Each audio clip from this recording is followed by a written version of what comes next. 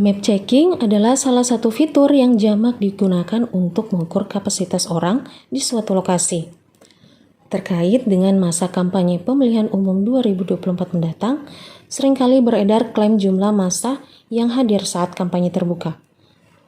Untuk menangkal klaim yang tak bertanggung jawab terkait jumlah peserta yang hadir saat kampanye, fitur mapchecking.com bisa jadi salah satu alternatif untuk mengetahui jumlah real peserta.